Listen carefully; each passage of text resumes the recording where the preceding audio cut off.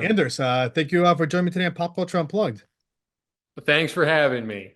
Exciting times, my friend. We see you on Frasier season two, which we'll talk about that soon. But I was doing some research on you, man.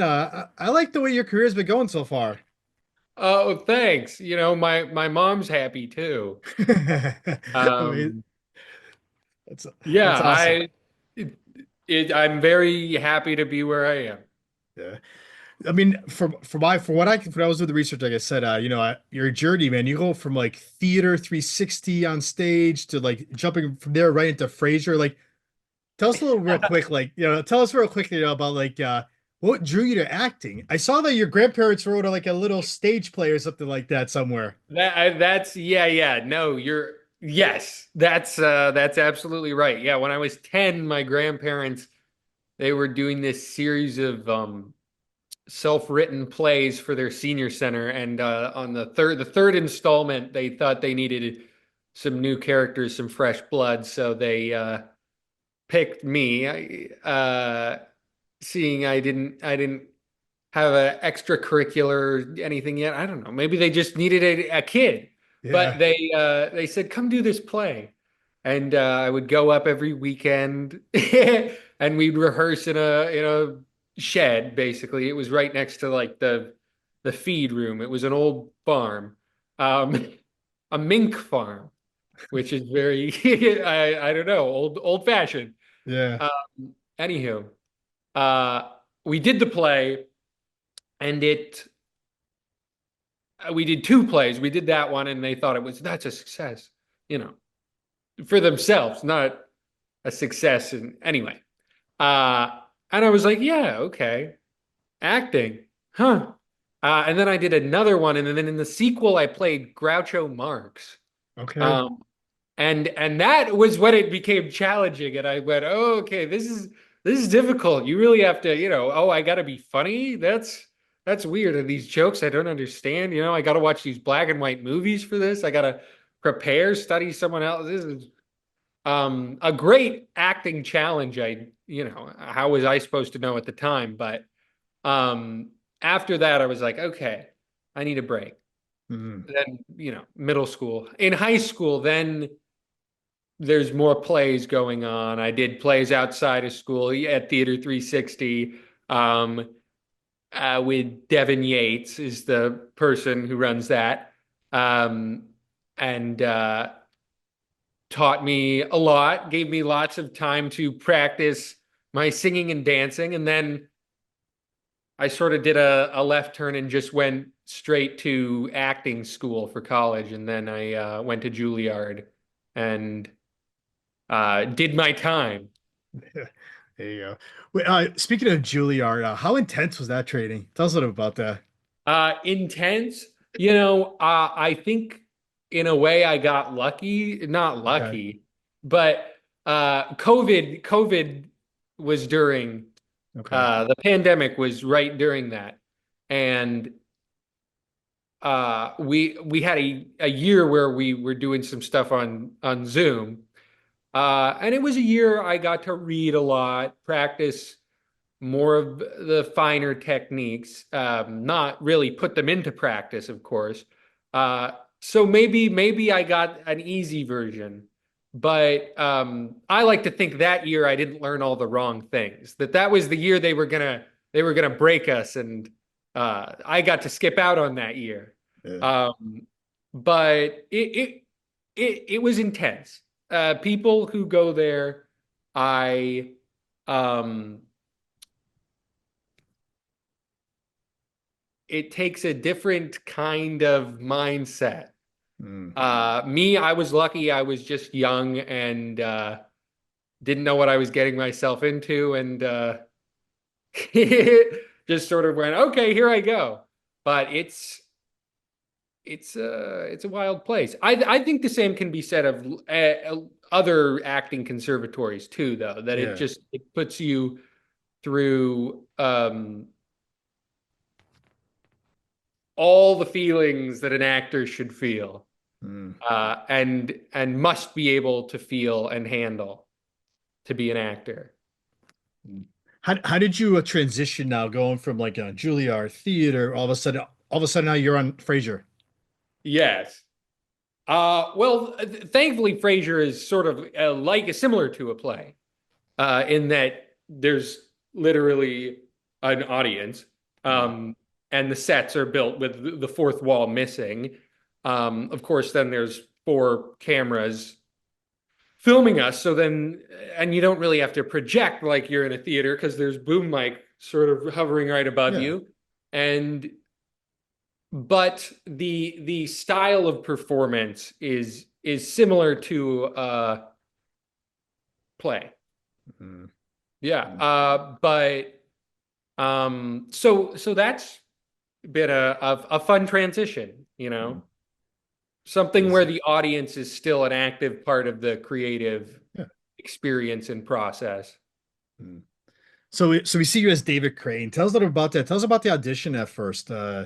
And what was like the Oh, the description? audition. Yeah, tell us about the audition and Well, I had to, they sent a self tape, my agent, yeah. and I went, oh, Frasier. Well, okay, I've heard of that. Um, and I taped it, and then I taped it again because it wasn't right the first time. Uh, you know, I won't get into the details, but Yeah, I yeah. decided, I really got to be that guy this time. Mm, Um, this is a character who maybe does isn't conscious if he's being annoying, maybe getting on mm, your nerves, overstepping, saying too much. Uh, I had to be that guy. So I retaped it, sent that in, didn't hear anything. Sort of just told friends, family, oh yeah, last audition I had, it was around the Christmas. It was around the holiday season. yeah. And so, everything was slow and I just sent it in and people were asking, oh, what have you auditioned for? Oh, last thing, Frasier, didn't hear anything. New Year comes, they want you to come in. Chemistry read, Kelsey Grammer. Oh, okay. I go to the Paramount lot. I've never had a callback Right. either. This is my first callback. I'm like, oh, okay, I go here. I walk into this place. It's huge. There's people in it, but it's also kind of empty. It feels like you're on a college campus during like spring break. There's a few kids there, but not that, it's what is this place? Um, Go to a little room with Jeff Greenberg, who cast the whole show. He Mm, also cast Modern Family, the original Frasier, worked on Cheers, Wings. I can go on and on. Because it was my first callback, my manager and agent were able to swing that I got a sort of a work. I got to work with him for a second. Couldn't have been more than 6 or 7 minutes. Um, but and he was very, no, stop, try it again, do this, do that. And I was like, oh, yeah, okay, okay. And then he gives me a note at the very end. In the audition, I'm gonna, yeah. In the audition, there was something that was not in any episode. It was sort of material just for the audition. It seemed that, David had he was like, "Oh, I'm late. I was leaving my dorm and I saw this bird. Dot dot dot. Anyway, I'm here now." That was the line, and I sort of thought, oh, okay, well, he's sort of ADHD. Oh, I was thinking about the bird. Oh, anyway, I'm here now. Jeff Greenberg says, "No, no, something really bad happened to the bird. There was something messed up about this bird." mm. And so I get in the audition and I go, "Yeah, I was leaving my dorm and then I saw this bird. Anyway, I'm here now." And so I just sort of like, everybody Yeah. laughed, but that was not me. That was, I mean, I did it, but Jeff Yeah. Greenberg, lo and behold, first audition, that was one of the first lines in the scene, and so then it was like, oh, this is good. I go into the room. They whisk me in with Kelsey, and Kelsey, he's good because he started before I was ready. Yeah. And I hope he was doing that with everybody because it's in a way a gift of let's start this. Be in it. Now you're in it. Um and that went well. As I was leaving the room, they seem to remember some other thing that I tripped on a plant. That's what the writers say. I don't remember that. But as I was leaving the room, there was this big dusty, like, Coors Light sign. And I was just, it was right by the door, literally like this high. And so I just, as I'm walking out, I was just like, oh, dusty, that's dirty thing. I, just saw how dusty it was. I don't know. And apparently, as I was leaving, apparently that meant something to them, and that was the audition. And so then it was like 2 more weeks, and then I was in Frasier, and it was crazy. It was crazy, especially considering in the first episode of the first season they put me in the first scene, and I was like, ah. I've never been on anything. I've at one point in one draft, I think I had the first line where I came in. It was like Uncle Frasier, and I was like, they got to change this. I cannot have the first line. Everybody will will hate me. Thankfully, Frasier had the first line. Um, anyway, that's that. So like, with David, also, he's like Niles and Daphne's son. Any Yeah. pressure try to like emulate these characters like mannerisms or quirks to put a fresh take on Dave? No, no pressure, no pressure, But it's a gift that as an actor you would have hours of material to be able to watch and Mm, learn what the music of the show could be. Our show has a different vibe to it, of course, yeah. but learning that rhythm and music in the original and of these characters and of my father and my mother, that's awesome. And so Mm, I don't feel pressure in that way. I feel uh, excited and happy and grateful. But in terms of recreating, I'd say the first season we were definitely finding the character more and trying to be like, okay, we'll do a little Niles, a little Daphne, a little yeah. Niles, a little Daphne.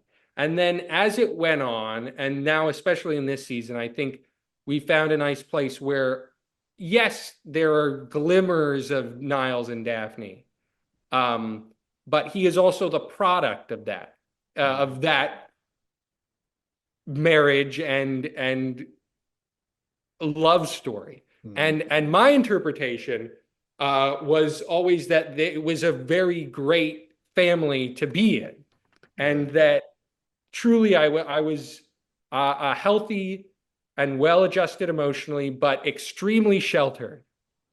And now I think, especially in season 2, we've leaned into the comedy of being a true innocent, which, when you look at sort of the comedy tropes that made the original Frasier, Commedia dell'arte, those sort of things, the idea of the innocent, the person who knows nothing and is uncorrupted, is a classic archetype, and those Mm, things work. yeah, yeah. We've seen, we all, for the first 2 seasons too, we've seen David grow in these 2 seasons too. What Mhm. would you say is like what would you say for you is like the most rewarding part of playing this character? Great question.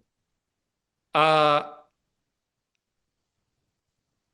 the rewarding part, um, there's lots of okay. Okay. I'll start with firstly, what I think is such a awesome opportunity about being on a show like this, where if you're in being on a sitcom, it allows a different language, as I Mm, was sort of saying, a music of storytelling that lends itself to the form. And because of that, I think there's opportunity for things like physical comedy, yeah.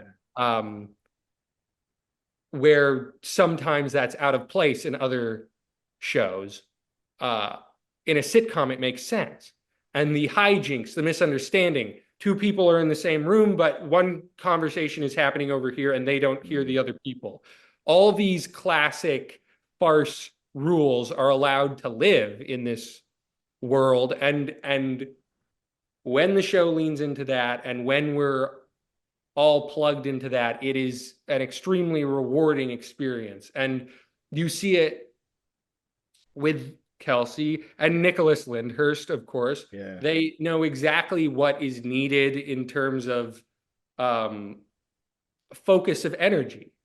All these things are things that are from the theater, back to that, and being in that feeling of play, because this is playtime. This is Kelsey's favorite character, and all of us are getting the chance to build a character that we really love too.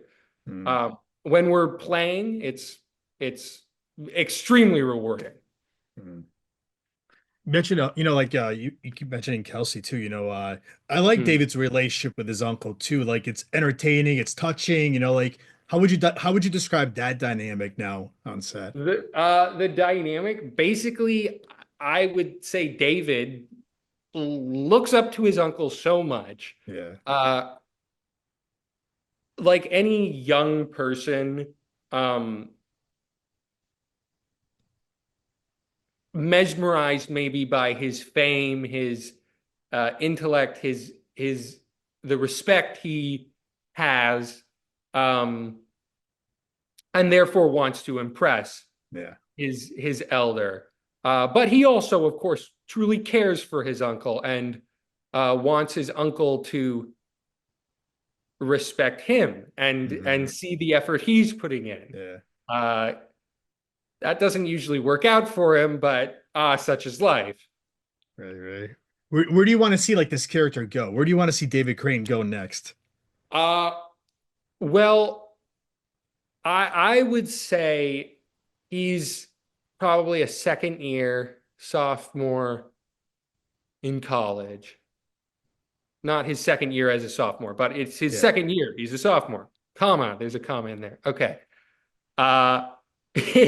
He, I think, needs to experience the things a young person would at college. Maybe he accidentally goes to the wrong party and the cops show up. Oh no, David, you have to save this group of kids. Your fellow college students. I would love to see more of him coming of age, because yes, he's an adult, he's in college, but he's truly not a man yet. He's figuring out who that is, and I think he needs at least he needs to make some big mistakes. I can see that. Maybe a David spinoff down the road. You never know. We continue on with him. I would be honored if they'd choose that. That's all I'll say. Right. So with that, season 2 finale is right around the corner. What can you tease to the fans? What can they look forward to for David or even the rest of the Crane family? I will say that David, let's see, what 2 episodes? David, I'd say, gets a little taste for power at the end of this season, and I'd say that was a very rewarding part to play. It's fun to be a jerk on when you're acting, because we can all laugh at it. So that was fun. I'd say we get to see a little bit of his maniacal evil side. That's awesome. Anders, what's next for you? Anything you're allowed to tell us about that you're coming out, you're about to go work on? Lots of things I'm working on, you'll see it on the future. Don't worry about it. Anders, how can that go ahead.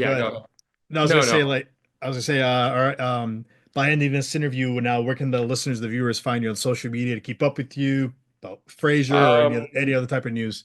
I'm on Instagram, follow if you want to see what video games I'm playing. I don't know. That's all that's new Yeah. Actually, I on did write on. something down about your video games. Sega Genesis, I saw. Oh yeah, yeah, yeah. I do play that. Yeah. What's your game on that? Mine used to be hockey back in the day. NHL Oh, 95. oh, nice, nice. I have Yeah. 94. Okay. Yeah. Yeah, but So 95. Okay. that You used to be a recommend? fun game. Well, Okay. 90, 94. That's what I meant. With the one with the blood on it when you were fighting the hockey players. Is that the one? Oh, there's blood. Oh, Maybe it was well, 94, 95. I don't maybe, remember. maybe. Okay. So, Well, we'll look so into that. yeah. Anders, I want to thank you for giving me a few minutes. This was great. Hopefully we see you season 3. We'll get you back on, continue the David story. Hey, knock wood. Thank you so much. Thank you. I hope you enjoyed this, and I'll tag you on Instagram so I you can did. I share it had a as well. great time. Yeah, Thank you. have a good one. Thank you. You too. Have a good day. Bye.